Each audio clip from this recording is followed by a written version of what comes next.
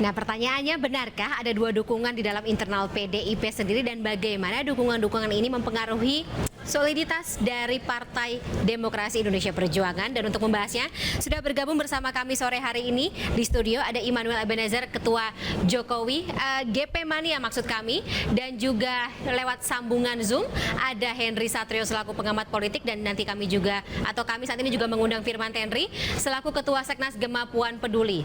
Mudah-mudahan Mas Tenri bisa bergabung ya bersama dengan Bang Noel dan juga Bang Hensat sore hari ini.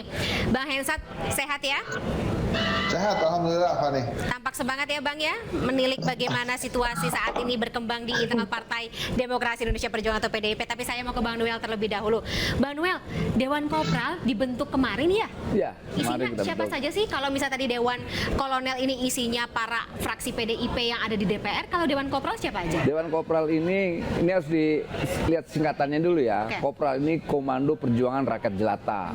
Nah kemudian ya diisi oleh orang-orang atau komponen-komponen bangsa yang punya kepentingan terhadap pemenangan Ganjar untuk 2024. Ya isinya ya kayak kita begini yang ingin memenangkan Mas Ganjar. Itu ada kaum buruh, mahasiswa, petani, dan ya pokoknya orang yang menginginkan Mas Ganjar lah. Oke. Kayak gitu kira-kira. Ada dari PDIP juga nggak turut gabung? Yang jelas kebanyakan basis PDIP. Gitu. Secara struktural jadi tidak ada kader memang. Kader ada?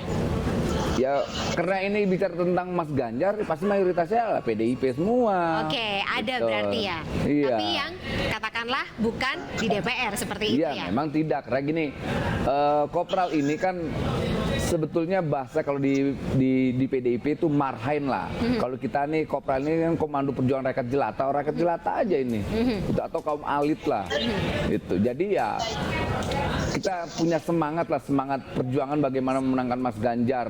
Apalagi kalau seandainya elit bisa membuat Dewan Kolonel, kenapa kita rakyat nggak bisa? Kan gitu, itu jawaban-jawaban sederhana. Kedua, kita juga merasa ter-challenge lah, merasa tertantang dengan adanya Dewan Kolonel ini. Karena kita lihat kalau komposisinya kan ada 3 jenderal ya, 3 jenderal dan 9 kolonel. Karena jenderalnya itu ada Bambang Pacul, kemudian Utut Adianto, kemudian Trimedia Panjaitan sebagai koordinatornya.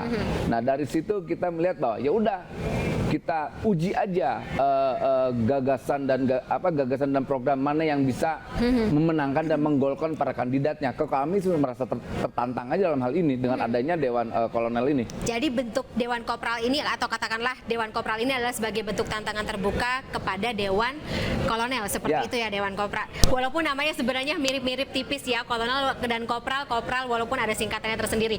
Bang Hensat, bagaimana Abang melihatnya? Apakah ini jadi salah satu katakanlah bukti konkret bahwa internal PDIP memang ada polemiknya tersendiri? Iya, itu kan sudah jadi rahasia umum, Fani, bahwa memang ada bukan polemik atau konflik lah ya, ada perbedaan pandangan tentang siapa calon presiden yang akan di. Yes. Halo. Bang Hensat. Baik, Bang Hensat masih bersama kami ya? Masih, itu bocor tadi, udah selesai belum? Monggo dilanjut Bang Hensat.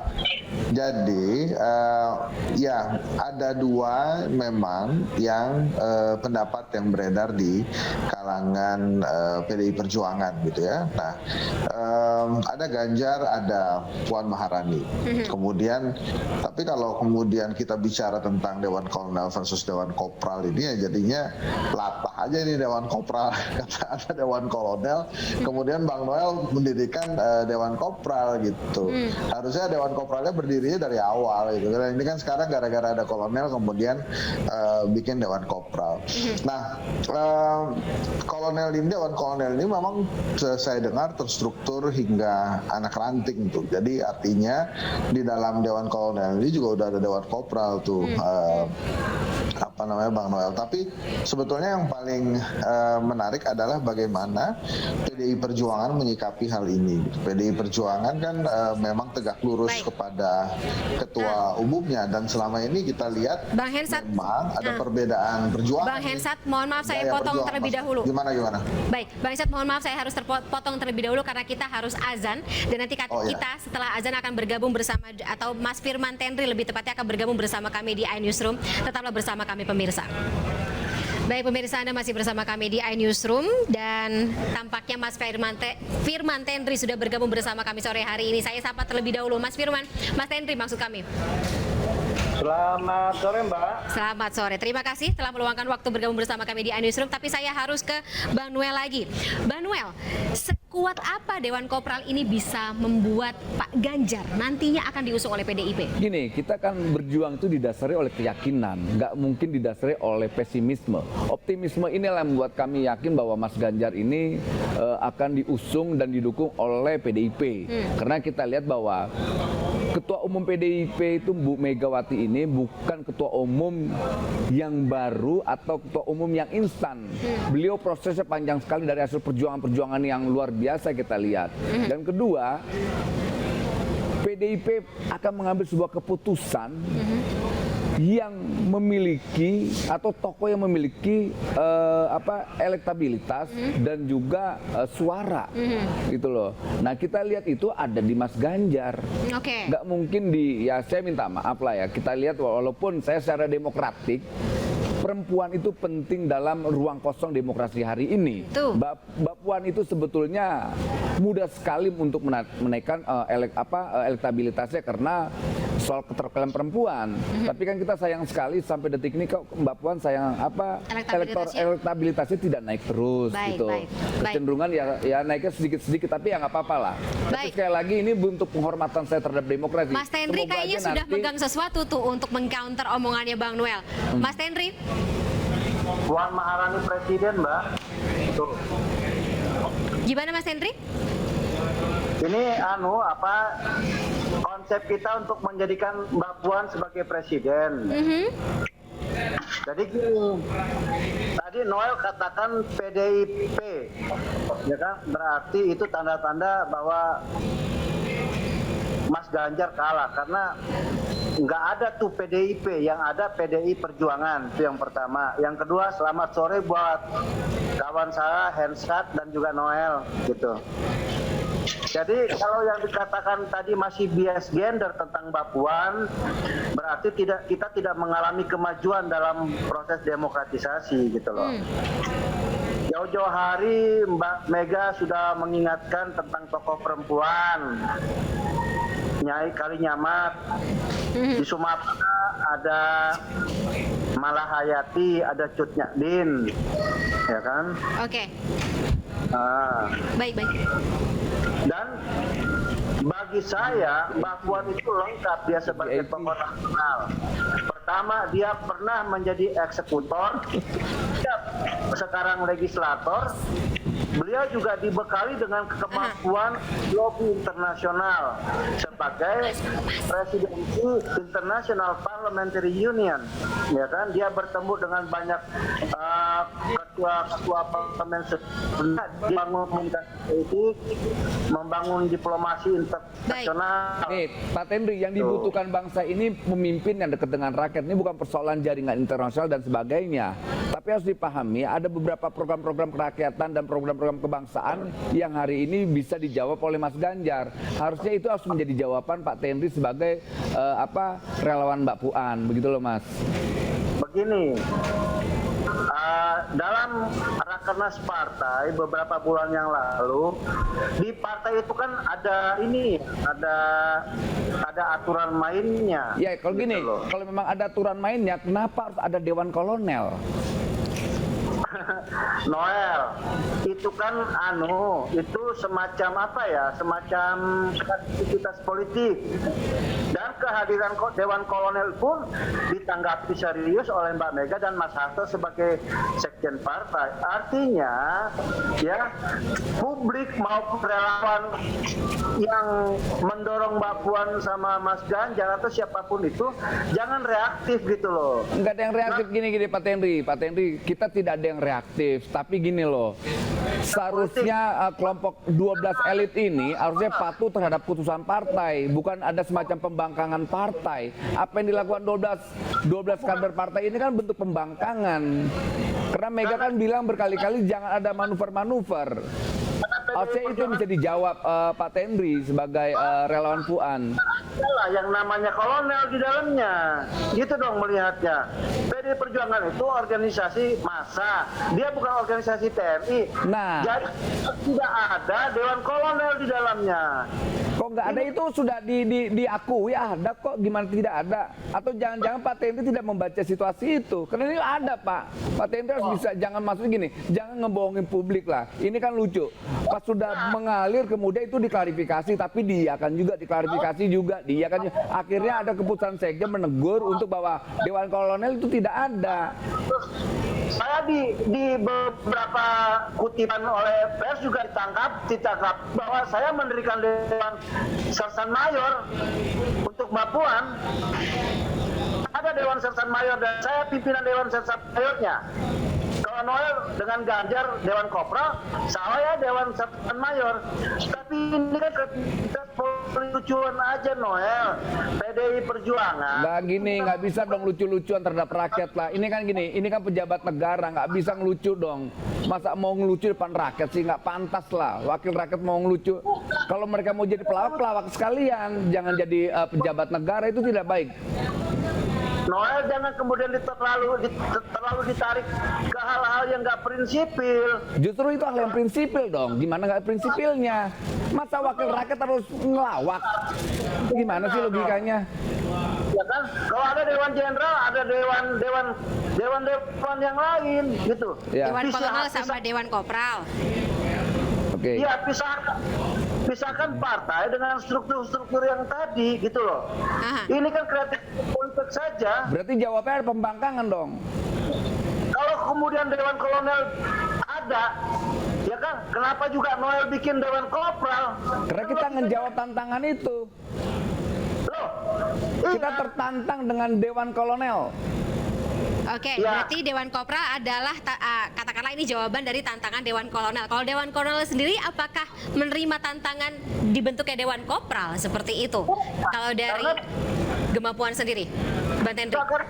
Begini, PDI Perjuangan dalam mengusung calon presidennya, di publik itu ada dua calon. Satu Mas Ganjar, yang kedua Mbak Puan. Dan mekanismenya harus ditempuh. Ya. Sekjen sendiri dan Ibu Mega sendiri bilang, tunggu, ada mekanisme partai yang harus ditempuh, yaitu ketika Mbak Mega didampingi oleh Sekjen dan Ketua Partai PDI Perjuangan nanti akan mengumumkan secara terbuka, itu kan mekanismenya. Kalau Dewan Kolonel ini kan bukan mekanisme partai. Berarti melawan mekanisme partai dong. Pembangkangan dong. Berarti pembangkangan dong. Bukan kewajiban saya untuk menjawab, dan saya tidak Harus dijawab dong. persoalan itu ada Dewan Kolonel. Saya pikir aduh terlalu jauh lah membawa ke sana PDI Perjuangannya. Yang jelas dalam hal ini Mas Ganjar dan Mbak Puan itu masih terbuka lebar untuk diusung oleh PDI Perjuangan. Soalnya adalah kreativitas politik masing-masing dari para daihatnya. Ya. Noel, Baik, daihat. Mas Henry, jadi singkat saja mungkin Dewan Kolonel ini serius apa tidak untuk membantu elektabilitas Bu Puan? Bercanda, udah dikatakan itu bercanda. Boleh Bercanda gimana? Pak Henry harus baca benar-benar. Itu tidak disanggah. Itu tidak disanggah oleh beberapa elit fraksi PDIP di Senayan. Jangan tiba-tiba diklarifikasi, jangan gitulah. Itu nggak baik. Itu jujur aja lebih baik. Jujur ke publik itu lebih terhormat lah. Pimpinan fraksi, ada pimpinan Dewan Pimpinan Pusat, ya. Mbak Mega sebagai ketua umum belum memberikan statement Udah ya. apapun. Oke. Mbak Mega Baik, baik. Mas Henry, Bang Noel akan pamit sesaat lagi. Mungkin dari Bang Henry sendiri ada apa yang mau diomongkan atau apa yang mau disampaikan terkait dengan pembentukan Dewan Kopral ini? Begini, ada Dewan Kopral ataupun Dewan Kolonel, saya menganggap itu hanya kreativitas politik dari Noel dan Dewan Kopral. Katakan kreativitas politik fraksi PDI Perjuangan di DPR itu membuat Dewan Kolonel. Kan lucu-lucuan aja, Mbak. Kan partai itu bukan struktur militer. Kok ada Kopral dan ada Kolonel? Gitu loh. Baik. Jadi saya berkeyakinan, ya kan, bahwa semua akan berhenti ketika Iya, Mas Henry. Semua akan berhenti ketika masing-masing mendapat teguran dari partai. Ya kan? Ini harus nunggu ditegur dulu, Mas Henry, katakanlah seperti itu. Ini kan cukup cukup serius. Kalau kita melihat komposisi dari Dewan Kolonel ini, isinya semuanya anggota DPR, fraksi PDIP, beberapa diantaranya merupakan petinggi dari PDIP sendiri. Ini juga merupakan salah satu, katakanlah, kalau masyarakat menangkapnya ini sudah serius mendukung, PDIP mendukung Puan Maharani sebagai capres. Oh, begini loh Mbak, itu kan anggota fraksi itu hampir tidak ada bedanya dengan kader partai yang lain. Hanya saja kader-kader yang ditempatkan oleh partai yang kemudian sebagai anggota DPR sah-sah saja kan dalam improvisasi politiknya. Bahwa suara mereka itu mendukung Mbak Puan juga tidak bisa diabaikan. Karena apa? Anggota DPR ini kan punya konstituen di daerah. Mereka punya suara loh. Dan mereka tentunya akan didengar suara inputnya. Tapi persoalannya, meski yang mendukung Mbak Puan itu juga anggota fraksi, ya, anggota DPR, tapi mekanisme partai ada. Tidak ada bedanya dengan Noel mendukung Mas Ganjar. Sama posisinya seperti itu ya, Mas Henry ya. Baik, Bang Hensat, saya harus tanya Bang Hensat, ini bagaimana Abang melihatnya? Posisinya kalau misalnya dibilang sama, ya sama gitu. Kalau misalnya tadi Mas Henry mengatakan anggota dari Dewan Kolonel, ya dianggap saja seperti warga biasa yang mendukung Puan Maharani sebagai salah satu bakal capres. Tapi begitukah Bang Henry melihatnya? Ya, saya sih melihatnya begini, Dewan Kolonel itu kan dibentuk oleh loyalis Mbak Puan yang ada di DPR RI.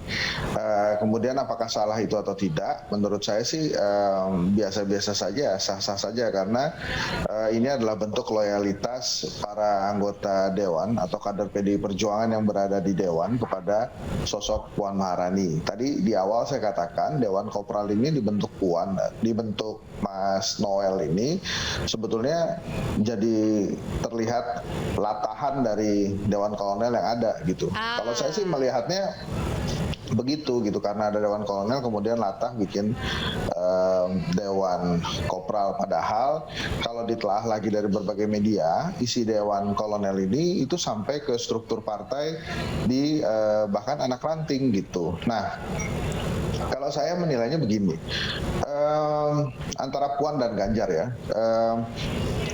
Puan Maharani ini memang anak ideologis PDI Perjuangan, sementara Ganjar Pranowo petugas partai dari PDI Perjuangan. Nah, bedanya apa?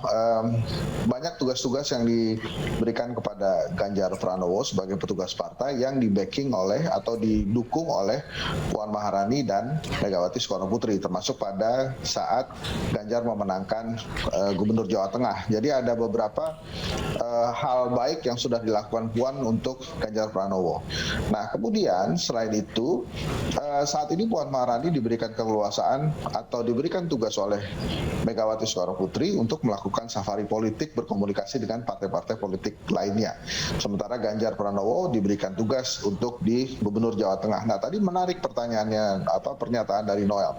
Kenapa kemudian Puan Maharani masih elektabilitasnya masih di bawah Ganjar Pranowo? Kalau di survei Kedai Kopi, Ganjar 30, Puan Maharani 9,6%. Nah, karena Karena Puan Maharani memang sebagai anak ideologis PDI Perjuangan, dia tegak lurus dengan aturan partai politik. Jadi sebelum Mbak Puan Maharani memutuskan atau mengumumkan bahwa siapa yang akan menjadi calonnya, ini Puan ini lurus-lurus saja dia sebagai anggota DPR, terus menjalankan tugasnya, tidak terpengaruh atau tidak curi-curi start, tidak melakukan pencitraan. Jadi dia lurus saja, makanya memang elektabilitasnya tertinggal. Tapi ini bukan karena tinggal Mas Hendri ya. Saya melihatnya memang dengan kehadiran Dewan Kolonel ini, asa seorang Puan Maharani itu lebih untuk memenangkan partainya dibandingkan Ganjar Pranowo yang lebih ingin memenangkan dirinya. Gitu ya. Tadi Mas Noel sudah beberapa kali tuh mengatakan Ganjar Pranowo ini disukai rakyat, terus saja dia ngomong tentang Ganjar Pranowo. Sementara apa yang dilakukan oleh sosok Puan Maharani itu dia lebih ke struktur partai, bagaimana partai politik ini bisa menang gitu ya. Nah itu perbedaan signifikan antara sosok Ganjar Pranowo dan Puan Maharani. Kalau Ganjar bertarung saat ini demi dirinya nih supaya dia menang dan dipilih gitu. Tapi kalau Puan, dia bertarung demi partainya. Dia menjalankan tugas dari ketua umum yang kebetulan memang ibunya.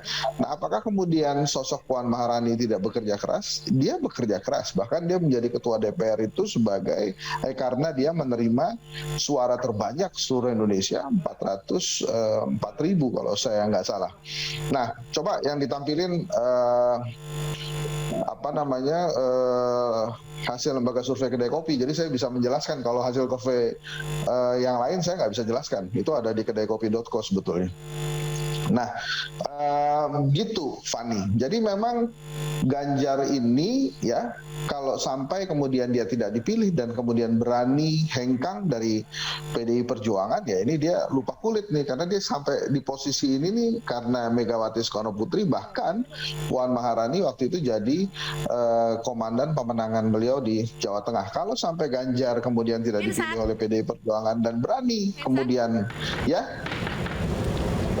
Baik, Bang Hensat. Tapi kalau misalnya melihat elektabilitasnya saat ini, ya itu menurut saya elektabilitasnya Mbak Puan itu belum tinggi karena memang dia tegak lurus kepada aturan partai, dia tidak curi-curi start. Nah, kemudian kalau dilihat dari struktur partai yang saat ini bekerja untuk Puan, nampaknya memang hampir pasti Puan Maharani akan dipilih oleh PDI Perjuangan. Makanya tadi saya katakan kalau kemudian PDI Perjuangan tidak memilih Ganjar dan Ganjar berani keluar dari PDI Perjuangan, itu bukan saja mengkhianati Megawati Soekarno Putri, tapi pasti ada kekuatan besar yang menjadi backing politik seorang Ganjar Pranowo. Nah, sebetulnya dengan terkuaknya Dewan Kolonel ini lebih jelas sebetulnya walaupun tidak diakui ya selanjutnya gitu. Walaupun tidak diakui sebenarnya saat ini, kalau misalnya dibilang sama Pak Hasto sih katanya masih lucu-lucuan seperti itu.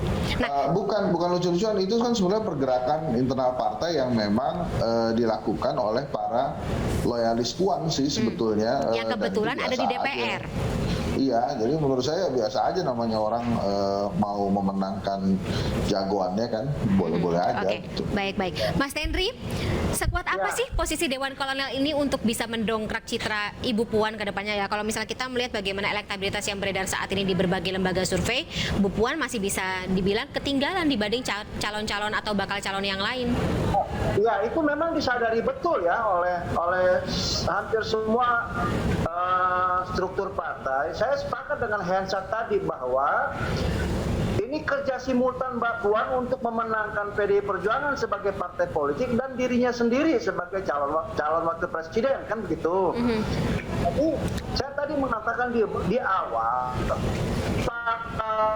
Demokrasi Indonesia Perjuangan itu juga tidak tutup kreativitas politik mampu dilahirkan oleh siapapun, ya, baik oleh struktur partai maupun relawannya. Saya ini relawan loh Mbak. Setahun yang lalu saya mendirikan Sekretariat Nasional Puan Maharani Presiden. Baik. Dalam satu perbincangan saya ketemu sama Hensat di Bilangan Cilandak, ya Hensat sepertinya nggak yakin. hampir 2 tahun yang lalu lah kira-kira. Tapi begitu saya meyakini bahwa memang satu-satunya kader yang paling mumpuni di PDIP adalah Puan Maharani karena dia ideologis, ya kan, besar dalam suasana yang benar-benar Iya, kita paham. Kita dan juga dapat poin-poin tersebut, Mas Tendri. Tapi sayang sekali Mas Tendri dan juga Bang Hensat, ini durasinya sangat sempit. Kita harus terpaksa dulu sudahi dialog kita pada sore hari ini. Tapi kita tetap harus mengawal, tetap melihat seperti apa dinamika yang berkembang terkait dengan pembentukan Dewan Kolonel dan juga Dewan Kopral. Kedepannya seperti apa, masih berumur tidak lebih dari 2 kali 24 jam ya saat ini, 2 pilar dukungan antar sosok tersebut. Terima kasih sebelumnya Mas Tendri dan juga Bang Hensat atas waktunya. Sebelumnya juga ada Bang Noel yang saat ini terpaksa kita, atau katakanlah Bang Noel sudah pergi duluan karena ada keperluan yang lainnya. Selamat sore Bapak-bapak, terima kasih sekali lagi atas waktunya bersama kami di iNewsroom. Sampai jumpa lagi.